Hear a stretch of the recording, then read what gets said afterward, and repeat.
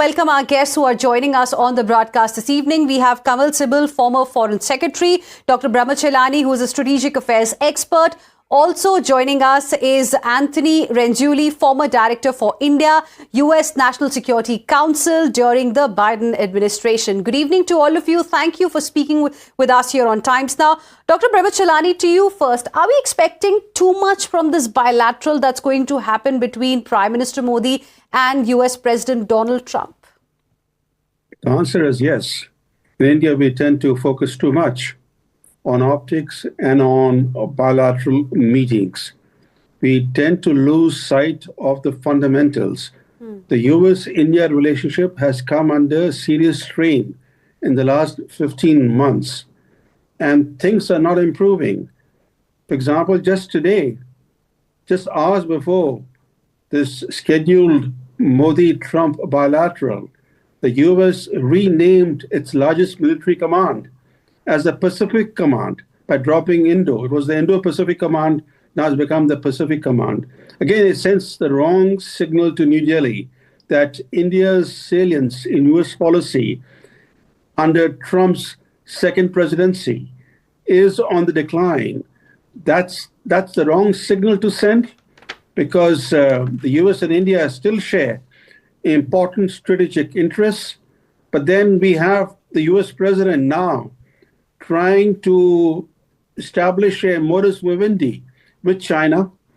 He has embraced Pakistan, and in India's other countries in India's strategic backyard, like Bangladesh, Myanmar, Sri Lanka, and even Nepal now, the US and Indian interests no longer converge. They diverge, in fact, quite strikingly.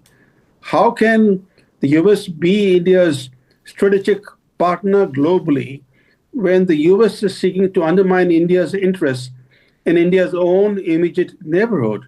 That's the most fundamental question that is facing India today. Okay, interesting. Anthony, where do you stand? Talking about the signals here specifically, one, of course, as Dr. Brahmachalani mentioned just now, how, the name of US Command, US Pacific Command has been changed from US Indo-Pacific Command to now US Pacific Command, and that 2 hours before this bilateral between Prime Minister Modi and Donald Trump, the US President.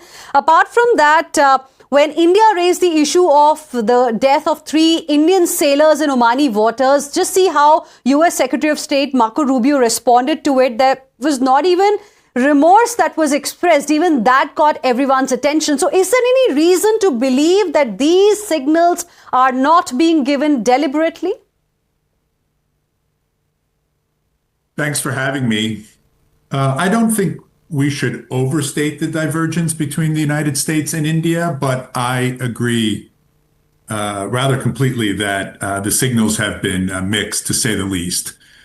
It is was not a good message to take the action that the U.S. did, that the so-called Department of War did on renaming the Indo-Pacific Command to reverting to Pacific Command, a decision that had been made initially by the first Trump administration, by the way, to rebrand it, sending a signal of the importance of India and the Indian Ocean region to the United States' broader strategic interests. And India is a cornerstone of our Indo-Pacific strategy. So that does feel like a mixed signal to me. I don't necessarily think it's intentional. The business of foreign policy is often in the process, and it does feel like wires are getting crossed at the moment. Marco Rubio's visit to India, I think on balance, helped to initiate a process of rebuilding or re-strengthening U.S.-India relations, but there is a lot of work to do.